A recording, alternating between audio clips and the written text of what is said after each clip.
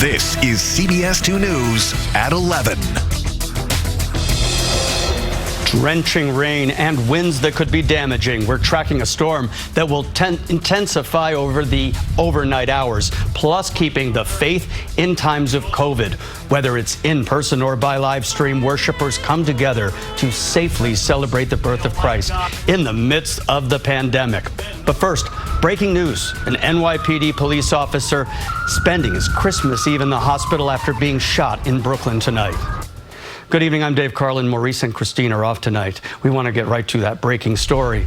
You are looking at live pictures of Kings County Hospital, where we know that NYPD officer was taken after being shot in the back. That officer was on duty in the Crown Heights neighborhood, and that's where we find CBS 2's Corey James. He is there with the very latest. Corey.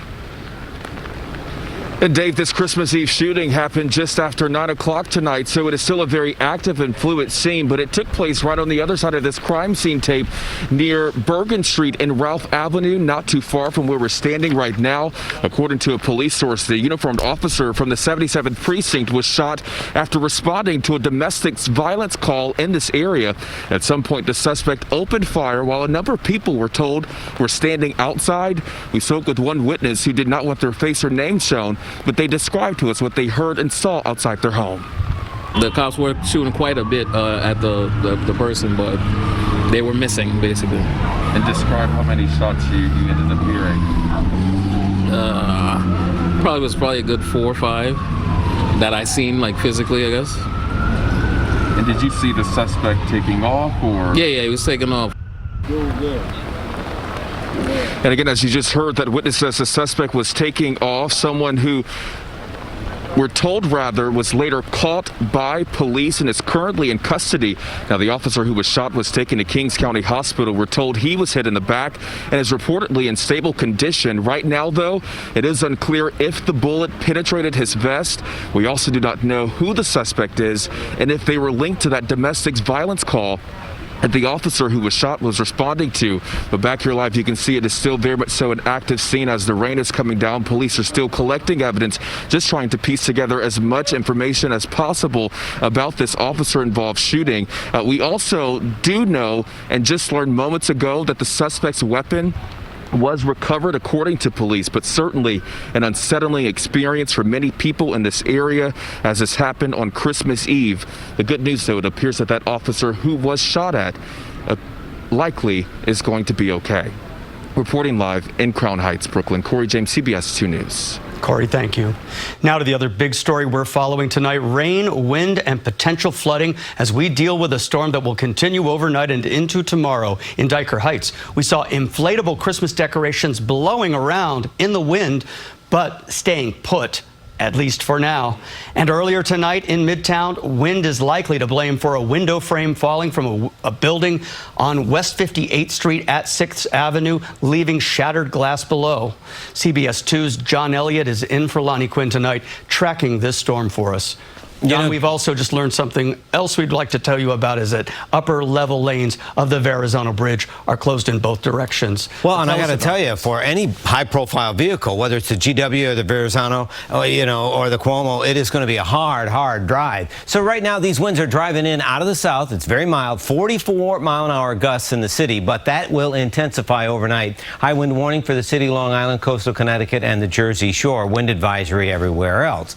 Now we have a flood watch because of the rain, now the rain coming, and snow melt contributing to those totals in the Hudson Valley. With that persistent push from the south, you've got a coastal flood advisory as well. And Dave's right, it's just started. You have this on and off moderate rain through Staten Island into Brooklyn now. That will continue to fill in Sandy Hook points north. And then as you move to the west, there's more where that came from. And I know you see it. It turns very cold. We'll time out all of this and talk about that big temperature drop in a bit. Right now, though, right back to Dave.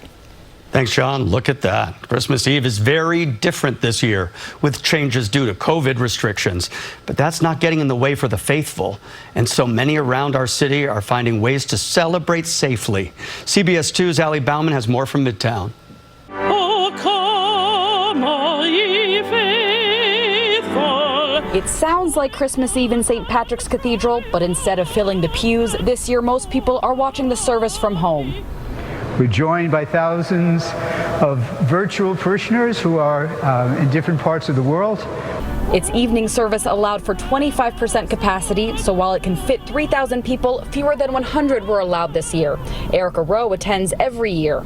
It is a little different, but I mean, it doesn't change the faith. To pretend that this isn't difficult would do no one any good. It's been a particularly hard month for Father Patrick Malloy and all of St. John the Divine in Harlem. Last week during their Christmas concert, a gunman opened fire at the front doors of the cathedral. No one besides the gunman was injured. More now than ever, I think, certainly those of us here at the cathedral realize how much we need one another, but I don't think we're alone. I think people are really hungry for connection. And so this Christmas Eve, the cathedral joined together on Zoom for service and song.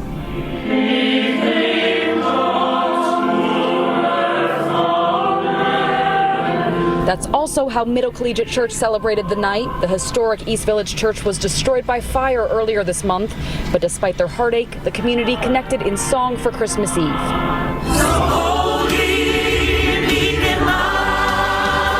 These are the shortest days of the year. And what we say, even though the night seems like it's getting longer and longer, we say there's light coming. There's light in the darkness. And I think that's the message of Christmas. And I think that's what we have to hold on to right now. Typically, so many people come for St. Patrick's midnight mass that the cathedral needs a lottery system for seats. But this year, nobody is allowed to attend the famed service, and instead worshipers are encouraged to watch via a live stream. From Midtown Manhattan, Allie Bauman, CBS 2 News. And tonight, our sister station, WLNY, will broadcast Midnight Mass live from St. Agnes Cathedral in Rockville Center. The coverage begins at 11:30 tonight on WLNY channels 10 and 55. Now to more breaking news. One person is dead after a hit and run in Queens. A Lamborghini SUV flipped after colliding with a Toyota sedan just after 7 tonight near 103rd Avenue and Rockaway Boulevard. Police say at least 2 people ran from the SUV. The 3 people inside the Toyota were taken to the hospital, where 1 was pronounced dead. Right now it's unclear what caused the accident. And now to the latest on the local impact of the coronavirus. The number of fatalities in the tri-state area rises. New York State reports 129 new COVID deaths, including 33 in the city. New Jersey reports 80 new confirmed deaths, and Connecticut 55 new deaths. Meantime, University Hospital in Newark started administering the Moderna vaccine. The hospital vaccinated about 300 staff members today, with many more scheduled to do the same next week. And starting Monday, United Airlines will require passengers traveling from London's Heathrow Airport to Newark Airport to present proof of a negative COVID test. Still ahead at 11 and streaming on CBSN New York, attacked out of nowhere. The search for a suspect who police say randomly went after a woman with a brick. Plus, a CBS star sets an example of holiday spirit in the form of a very generous tip. And speaking of the holiday spirit, take a look at this. We are tracking Santa, a live look from NORAD, and this just in. He is on his way to New York, heading for the city of Albany right now. We'll be right back.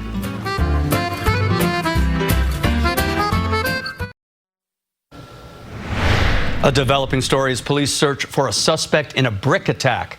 It happened this afternoon on East 47th Street and 3rd Avenue. Investigators say the man ran up behind a 51-year-old woman and hit her in the back of the head with a brick. The man then took off, last seen going westbound on East 48th Street. The woman suffered cuts to the back of her head. And now we turn to weather. And crazy out there. Yeah. Winds whipping up, rain coming down. But you got to consider, Dave, it's like 60 degrees out there right now. That makes it even weirder, right? Crazy, because by Saturday morning, the wind chill's going to be about 10.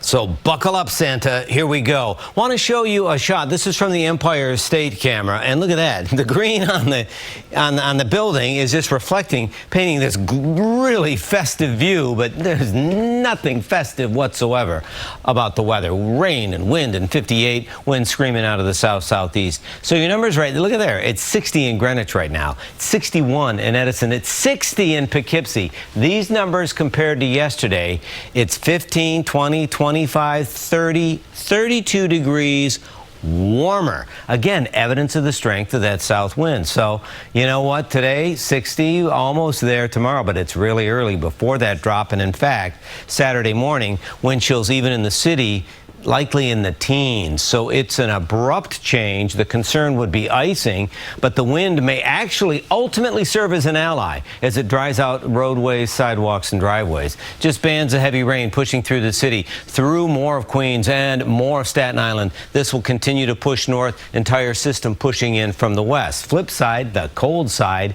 it's snowing in Tennessee. So here's how some of the models are handling the timing of this. Early tomorrow morning, I mean early. Hopefully the kid's still waiting. It's pouring, but look at this line at 6 o'clock holding through, and then now it's 9 o'clock. It's still very active and heavy east of the city, but then into the afternoon we start to dry things out. That wind will still be an issue, but you're looking at totals anywhere from 1 to maybe 3 inches. But look at how the NAM is handling the wind. We could see 50 to 60 to 70 mile an hour gusts. Overnight, these gusts continue to scream, keeping us mild, but then that shift, even though the winds go down a bit, they'll continue to blow. The concern, obviously, risk of power outages. Never welcomed.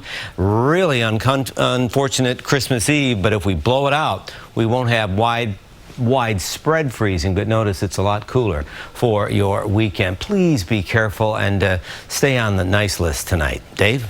And that means stay home? Is that what you're saying? That's a good idea. That would be the good elf. Yes. Yes, still ahead on the 11 o'clock news, celebrating the end of 2020 with a $2,020 tip. The star who's following a popular trend, and we're tracking Santa. This is an essential worker on the job that you see right there, and he is in our neck of the woods. It's time for us. Last seen in Ontario, Canada, but also dipping down into New York State around the Albany area. So we will tell you more about this when we come back. 2020 can be a welcome number when it comes in the form of a tip from a celebrity. That's $2,020 as a very generous gratuity for $204 meal at Elio's on the Upper East Side. Actor Tom Selleck is behind this holiday act of kindness, and actor Donnie Wahlberg, his co-star, tweeted out a picture of the restaurant bill, encouraging others to take part in this 2020 tip challenge. Sports is next. We'll be right back. Now, your Ford Sports Desk. The Giants offense could be getting not one but two additions for Sunday's game. Andrew Brill is in for Otis Livingston with more. You're absolutely right, Dave, and it's no secret that to win, the Giants are going to need to score some more points, and it looks like the Giants will have Jason Garrett back on the sideline, and he may have his starting quarterback back under center. Daniel Jones was back on the practice field for Big Blue for the second day in a row. He appeared to be moving around without issue from the hamstring and ankle injuries. He worked with receivers and running backs and was also put through running drills. Head coach Joe Judge is optimistic he'll be ready to go Sunday. All the feedback we've got medically is that, he's continued to improve and he's at lesser risk of being injured. And that's really the things we're looking for right there as far as, the positive news. But moved around nice yesterday. I can't give you a percentage or any kind of a gauge on that, Jordan, but I would say that we came out of yesterday's practice feeling like we're on the right track. Dave, the Heisman finalists have been announced. That hardware will be given out January 5th. Ah, okay. You want to hear about Santa because we are following him yet again with NORAD. We got to keep track of this guy. He's kind of zigzagging a little bit around according to the tracking that we're seeing. He is now on his way to Erie, Pennsylvania. He is working hard tonight, and we'll be right back with more news.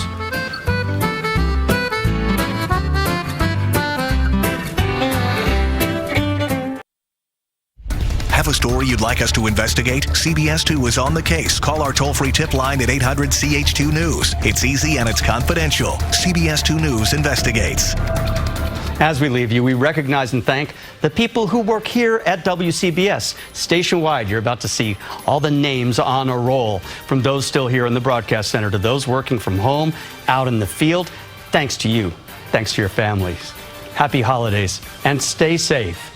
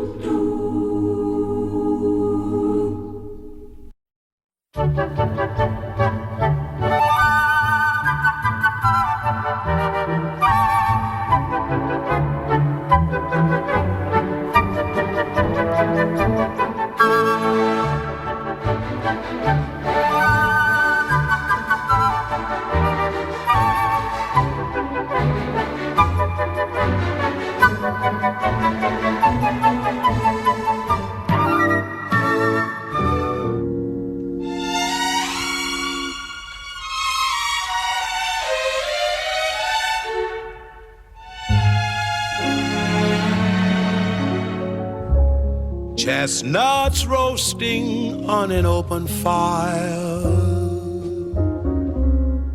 Jack Frost nipping at your nose, Yuletide carols being sung by a choir, and folks dressed up like Eskimos.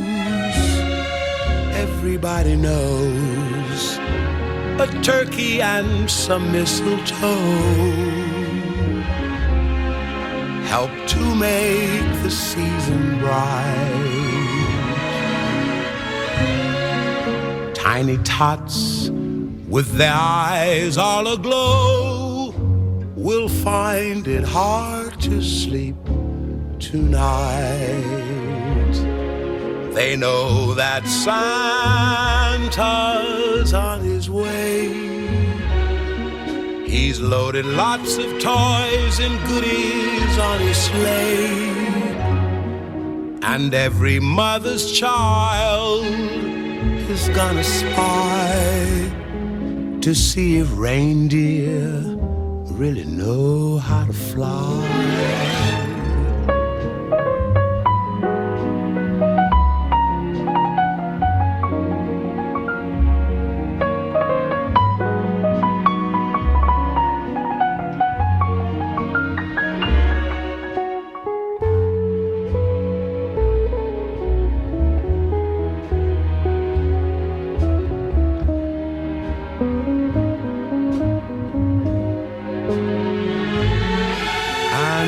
So I'm offering this simple phrase